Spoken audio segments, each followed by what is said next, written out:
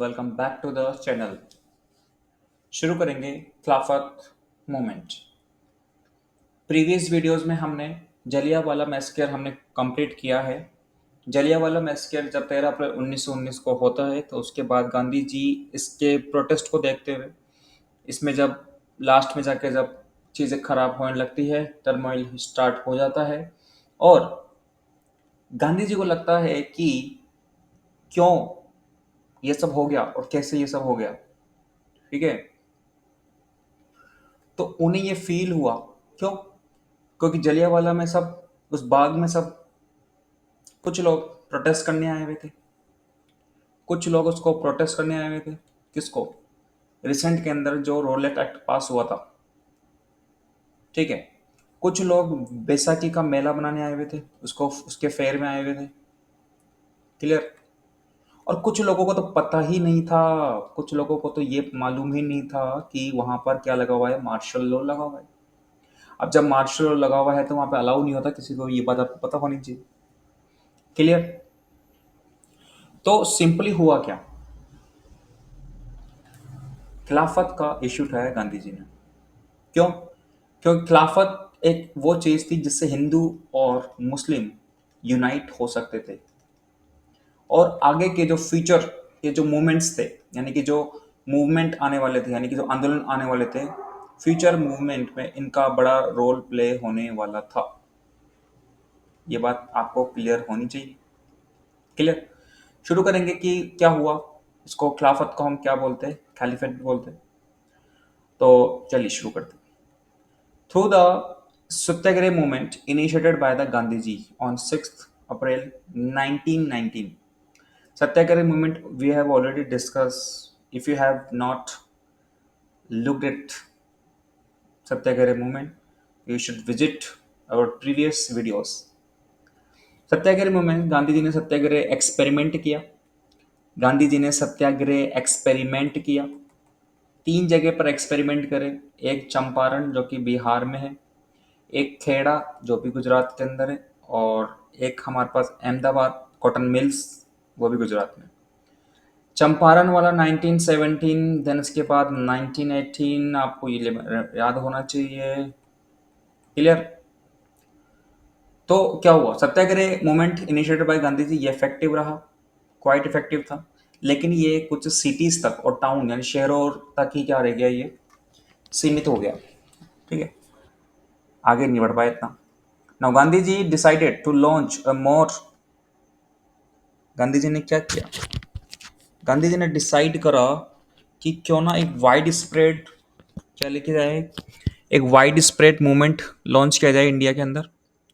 He also plan to bring Hindus and Muslim together on a large scale platform to make this movement more effective. इस movement को ज़्यादा effective बनाने के लिए हिंदू और मुस्लिम साथ आना कंपलसरी बना दिया उन लोगों ने। To win the hearts of Muslim, मुस्लिमों का दिल जीतने के लिए क्या किया उन्होंने, खिलाफत का इशू रेज किया। और जब खिलाफत का इशू हुआ तो क्या होगा, चलिए। ऑल इंडिया खिलाफत कॉन्फ्रेंस होती है इस समय दिल्ली के अंदर। क्लियर?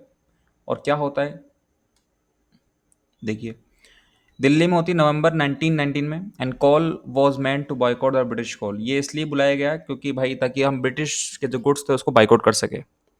अब इशू वाज क्या था रिलेटेड, कि जो खिलाफत था उसका इशू क्या था, खिलाफत का इशू था कि ऑटोमन एम्पायर था टर्की के अंदर, उसकी पावर को कम कर दिया गया। क्यों? अब खलीफा क्या होता है, खलीफा पहले आपको पता होना चाहिए, खलीफा मूवमेंट की बात कर रहे हैं तो खलीफा स्पिरिचुअल हेड होता है, आध्यात्मिक हेड मुस्लिम वर्ल्ड का। ठीक है, and it he was defeated by the Britishers, ये ब्रिटिशर्स से हार जाते हैं। Clear? In the first world war के अंदर, and was force to sign a humiliating peace treaty. और इसको अपमानजनक, ह्यूमिलेट का मतलब जिसमें अपमान हो आपका, ऐसे पीस शांति वार्ता, शांति ट्रीटी साइन की जाती है इनके द्वारा। क्लियर?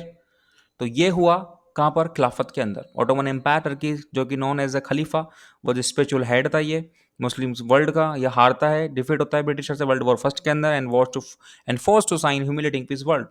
फ्लैट मार्क्स मिलेंगे, ये लाइन लिख के आना ही पड़ेगा आपको। क्लियर? आते हैं हम अगले, कि ऑन इशू। अब इशू पे क्या होता है, सिंपल सी बात है कि किसी को तो जिम्मेदारी लेनी पड़ेगी। किसको दी गांधी जी ने, देखो, ये इशू होता है, दो मुस्लिम ब्रदर निकल के आए हमारे, है ना, एक बार देखते हैं, हम देख हमारे दो मुस्लिम ब्रदर थे अली, जिनको आप बोलते हो अली ब्रदर्स। क्या बोलते हैं इसको हम? इनको हम बोलते हैं अली ब्रदर्स। आपके अली ब्रदर, अली ब्रदर्स का नाम मौलाना Mohammad Ali and the Maulana Shaukat Ali. Book में आपको मौलाना नज़र नहीं आएगा, बट ये उनका फुल नेम है। इन्होंने क्या करा, इस कैंपेन को लीड किया।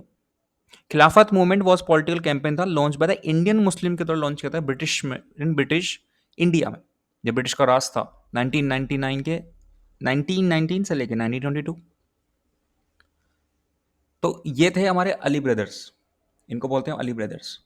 तो कौन, तो two Muslim brothers Mohammad Ali and Shaukat Ali, now they take charge, form Khilafat committee. ये खिलाफत कमेटी बना लेते हैं यहाँ पर इन बॉम्बे के अंदर मार्च 1919 के अंदर। दे कंसल्टेड गांधी जी, वो कंसल्ट करते Gandhi ji about the public support मिले कि रिगार्डिंग दिस मैटर, कि हमें पब्लिक सपोर्ट मिलना चाहिए। गांधी जी डिस्कस करते हैं वो। गांधी जी टुक एज एन अपॉर्चुनिटी। अब गांधी जी को क्या नजर आया यहाँ पर? एक अपॉर्चुनिटी नजर आई, अवसर नजर आया कि क्या, यदि ऐसा हो जाए, यदि साथ दे दूँ, तो क्यों ना हिंदू और मुस्लिम को साथ लाया जाए आगे के आंदोलनों के लिए। Consequently क्या हुआ, नॉन कॉर्पोरेशन कैंपेन इनोग्रेट कर दिया गया गांधी जी के द्वारा 1 अगस्त 1919 को ही। अब सिंपल सी बात है, ये पहले हो चुका था, तो इसका मतलब कि हुआ क्या कि इसको सपोर्ट करने में, किसको सपोर्ट करने में, खिलाफत मूवमेंट को सपोर्ट करने के लिए इन्होंने बीच में एनसीएम भी स्टार्ट कर दिया। क्लियर ये बात?